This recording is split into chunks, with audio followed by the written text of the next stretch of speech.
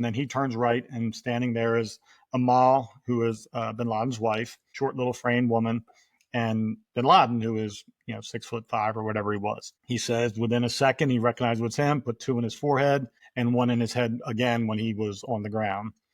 So that's that was Rob's his story. story. Rob's story. Okay, yeah, and I've heard that. Basically, he turned around. There's Bin Laden. I've heard him say, "Man, he was a lot taller than I expected."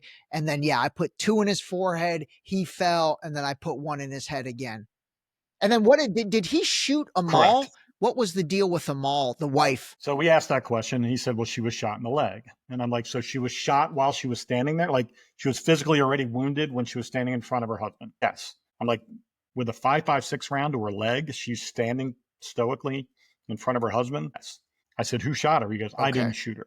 I said, okay, do we know who did? I don't. He goes, I didn't shoot her. And he just kept saying that I didn't shoot her. I said, okay. And this is when I start to then go and break down his story and introduce what I know. And I said, so we're going up to the second floor. The point man, Red, kills Khalid Bin Laden. By the way, did Amal Bin no. Laden die too? So the wife, she's alive. No, she's alive. Okay. She's alive. What does she say happened? And has she been on record saying this is what really happened? Yeah. Yeah. She says that she was, that a group of SEALs entered the room and she was shot in the leg and she went down and played dead. And when she opened her eyes, her husband was on the ground dying. That's kind of her version. There's no one man enters the room like Rob O'Neill says. It was a group of SEALs came in and killed my husband. Okay. Let me ask you this question and then we'll get back. I'm sorry to interrupt you, but you don't find it weird that they didn't kill her? Like, why wouldn't they? I would think they would have just ended her too. Yeah. And we'll get into what I think really happened on that mission outside of the facts of who was there and who did what.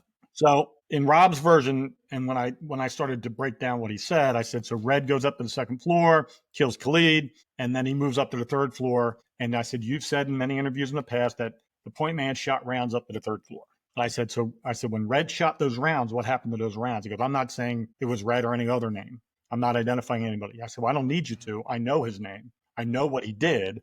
And his call sign was Red. And if you want, I'll text you his name. And he says, no, I believe you. He says, but I don't know whether or not the same guy going up to the second floor was the same guy that went to the third floor. There may have been a switch. I said, you have never once in any interview you've ever done made any distinction between the point men. Now, all of a sudden, because I'm identifying him as Red, you're telling me there was a switch. And he goes, well, I'm not 100% sure. I said, well, I was on SWAT. Granted, I'm not a tier 1 operator, but it's still the same concept where we all wear uniforms, fatigues with a external body armor with stuff all over it, radios, grenades, whatever. I said, I know every member of my SWAT team, front, back, sideways, upside down, inside out. I can identify them by if they're standing 10 feet away from me with their backs turned.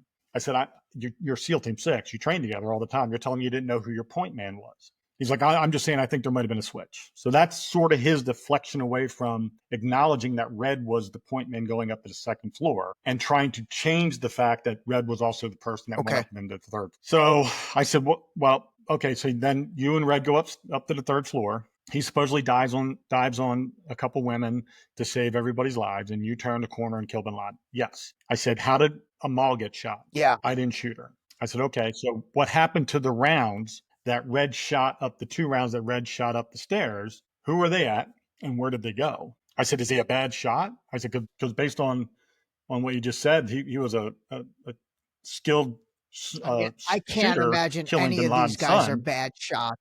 Yeah. They're all the best. Yeah. They're the best. And I'm like, I said, was it like 50 feet, the stairwell going to the third floor? He goes, no, it's like 8 steps. So 15 feet, right? 20 feet. Yeah, nobody was missing anything. So I said, what happened to those rounds? And I said, the void here, the delta here, the thing that's causing me as an investigator to look at this and question your story is that nobody is accounting for those rounds. And nobody cares about those rounds, clearly, because no one's ever talked about it. I said, where did those rounds go? I said, because here's what I've been told. I've been told that Red shot Osama Bin Laden as he stepped out from the doorway to see what was going on, shot him once in the chest and once in the hip. I said, he went down on the ground. You walked in, put a bunch of rounds into him. I said, but I was told you weren't even number 2 in this stack. You were number 4. And there's multiple different reportings on that has Rob as one of the 4 that went in, but he was not the number 2 man like he says. Want the full truth? Watch the full Deep Shallow Dive interview next. And hit subscribe if you're done with narratives and ready to call a spade a spade.